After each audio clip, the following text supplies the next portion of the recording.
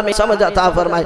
बहरहाल अर्ज ये कर रहा था, अद्दुआ मुख्खुल इबादा, दुआ इबादत का क्या है, मगज है खुद। फिर दुआ के कैसी दुआ की जाए। बुखारी शरीफ की हदीस है, रसूलुल्लाह सल्लल्लाहु अलैहि वसल्लम ने इरशाद फरमाया, 3 आदमी हैं सफर पे जा रहे थे, रात में एक जगह क़याम हुआ उनका, एक गार में चले गए, गार के अंदर पड़ाव डाला उन्होंने कि रात यहाँ गुजारेंगे, सुबह यहाँ से सफर पे निकल पड़ेंगे। बारिश थी, मौसम खराब हो गया, पहाड़ से एक पत्थर लुढ़क के आता है, वो गार के दाने पे आके अटक जाता है, गार का मुंह बंद हो जाता है। सुबह जब उठते हैं देखते हैं अंधेरा है, रास्ता बिल्कुल बंद है, परेशान हो जाते हैं, अब तो मौत आएगी, यहाँ कैसे निकलेंगे, इतनी बड़ी चट्टान है, इतना बड़ा पत्थर है, रास्ता बंद कर दिया इसने निकलने का। तीनों बैठते हैं, मशवरा करते हैं आपस में, कहते हैं अल्लाह से दुआ करते हैं, अपनी जिंदगी के आमाल पेश करो, अपनी जिंदगी के कोई अमल ऐसा अल्लाह के सामने पेश करो कि अल्लाह जिसके सदके से हमें इस मुसीबत से निकाल दे।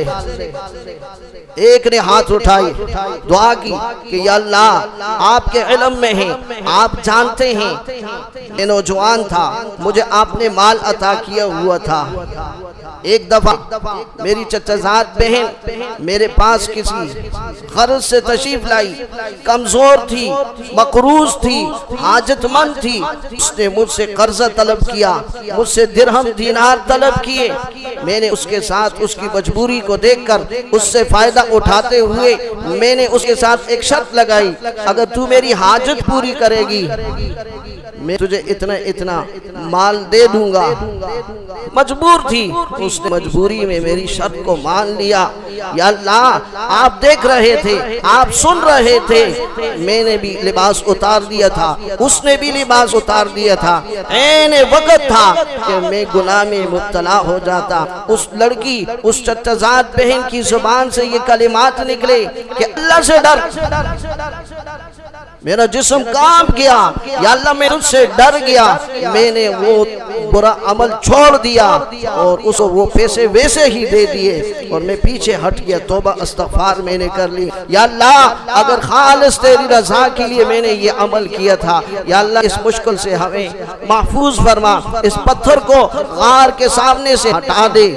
हदीस में आता है पत्थर अपनी जगह से हट जाता है, पत्थर हिल जाता है, लेकिन अभी मुकम्मल तौर पे हटा नहीं। दूसरे से कहते हैं तू भी दुआ कर, जिंदगी का अमल पेश कर। वो दुआ करता है, या अल्लाह आपके इल्म में है, आप जानते हैं मेरे बूढ़े वालिदैन थे, मैं चरवाहा हूँ, मैं बकरियां चराता हूँ।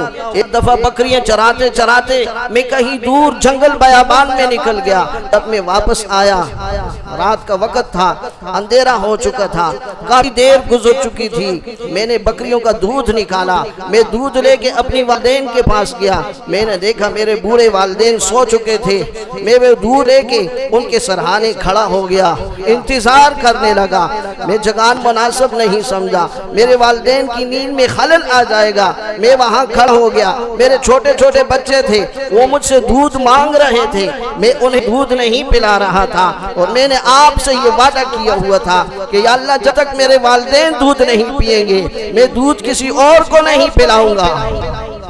या अल्लाह जब फिर मेरे वालिदैन उठे, मैंने उनको दूध पिलाया, फिर बच्चों को पिलाया। या अल्लाह अगर मैंने खालिस तेरी रज़ा के लिए वालिदैन की ये खिदमत की है, तू इस पत्थर को हमसे हटा दे। कहते हैं हदीस में आता है वो पत्थर फिर मजीद सुराख से हट जाता है, रोशनी नजर आने लग जाती है।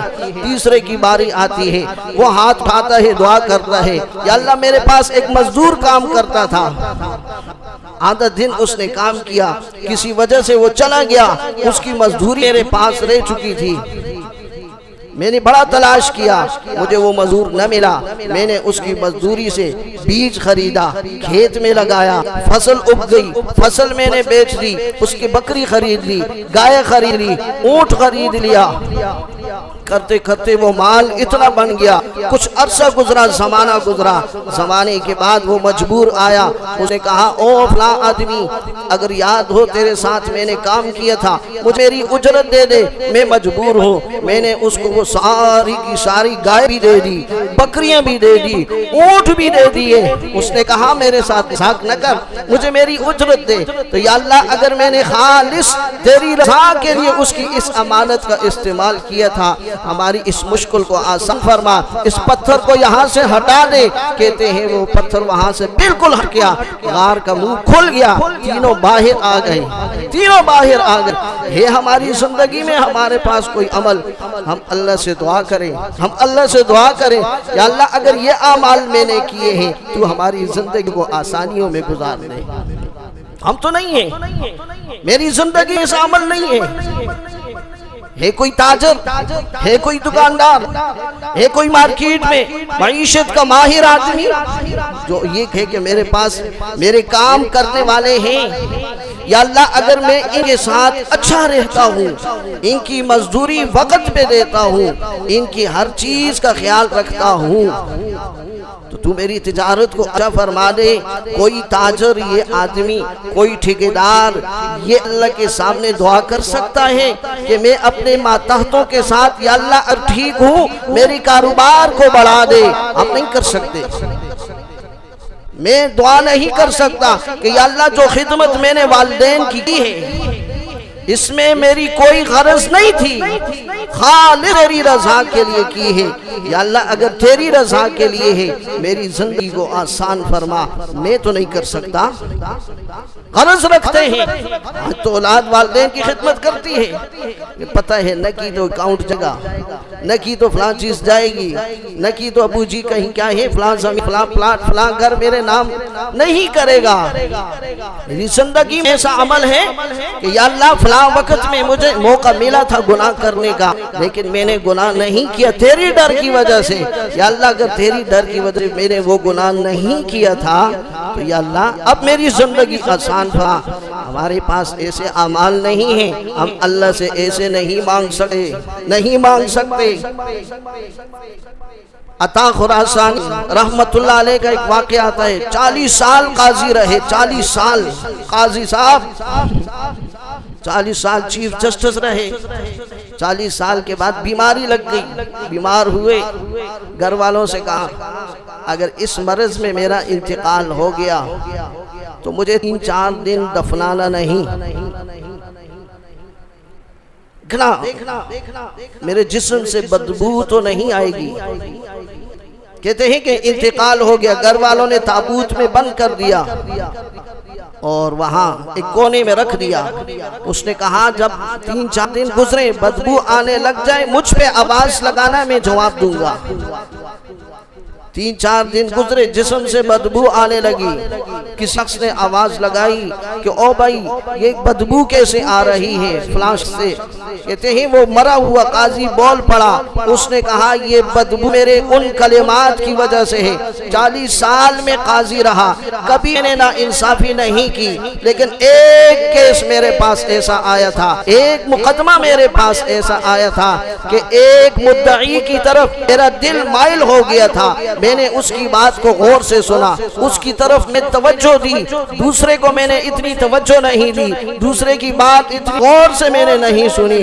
अल्लाह ने मेरे कानों को बंद कर दिया है और ये उन कानों की बदबू है, ये उन्हीं कानों की बदबू है जो एक आदमी की बात को तवज्जो से नहीं सुना था। यहाँ तो लाखों की नहीं सुनी थी, यहाँ तो हर मुकदमे में 2 नंबरी है। वकील को भी पता है मैं झूठ बोल रहा हूँ, मुद्दई को भी पता है मैं झूठ बोल रहा हूँ, मुद्दाले को भी पता है मैं झूठ बोल रहा हूँ, मुद्दाले के वकील को भी पता है मैं झूठ बोल रहा हूँ, वो काजी बेईमान को भी पता है मैं झूठा पेश कर रहा हूँ। तुम्हारा बनेगा तो क्या बनेगा, बनेगा तो क्या बनेगा। इसलिए तो अल्लाह के रसूल ने इरशाद नहीं फरमाया इमाम आदिल अल्लाह ताला के अर्श के साए के नीचे होगा और इमाम गैर आदिल जहन्नम के अर्श के साए के नीचे होगा। तो दुनिया में करो मजे, कितना करोगे, कहाँ तक जाओगे, कहाँ तक जाओगे, बिलाखिर मौत है। हुरैरा रज़ी अल्लाह ताला अन्हु रावी है, हदीस में आता है रसूलुल्लाह सल्लल्लाहु अलैहि वसल्लम ने इरशाद फरमाया, बनी इसराइल के शख्स था, कहत साली का जमाना था, बारिश नहीं हो रही थी। उस शख्स ने कहा कि आसमान से एक बादल उतरता है, उस बादल से एक आवाज आती है कि फलां आदमी के बाग को जाग सैराब कर दो।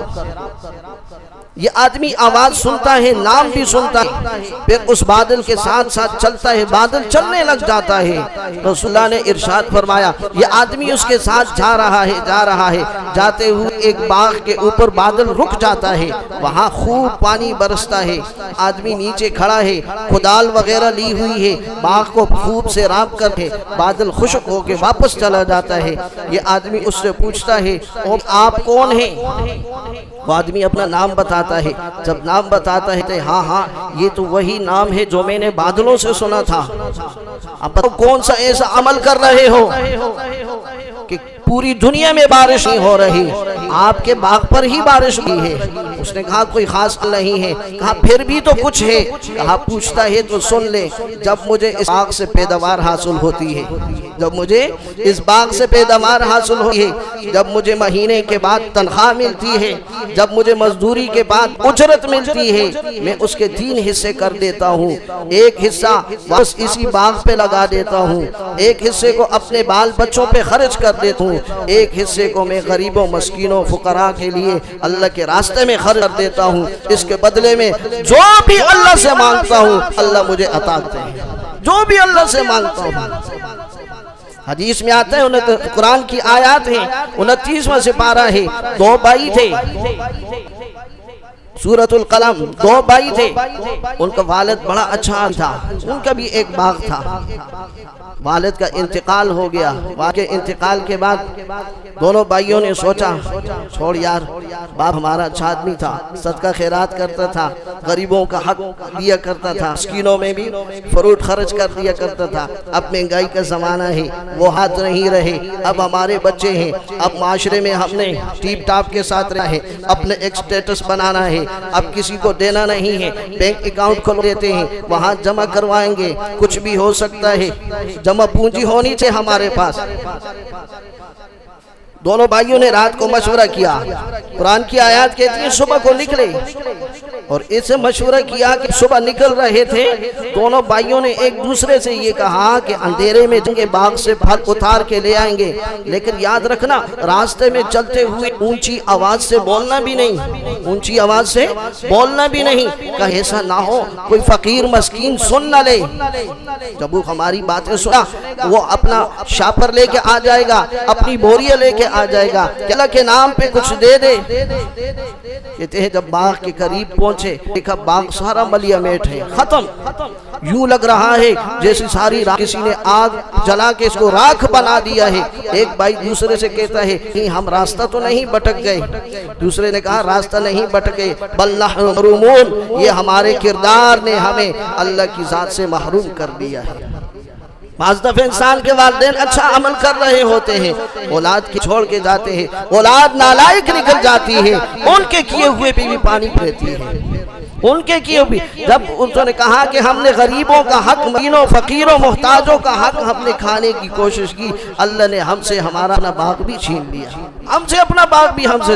वमन अज़ल्लु मिम्मन यदउ मिन दूनिल्लाह, उससे बढ़ के गुमराह कौन हो सकता है जो अल्लाह को छोड़ के किसी और के सामने हाथ फैलाता है। मा यस्तजीबु लहु इला यौमिल क़ियामा, ये तो वो लोग हैं कि क्या तक तुम्हारी बातों का जवाब तक नहीं देते। अल्लाह कहते हैं मुझसे मांगो। ये मांगने का तरीका नहीं है जो हमने इख्तियार किया हुआ है। आजी जो शख्स अल्लाह से नहीं मांगता, अल्लाह उसको धर धर पे ठोकरे दिलवाता। हम मांगते हैं अल्लाह से, अल्लाह दी, अल्लाह दी, अल्लाह दी, अल्लाह दी, अल्लाह ये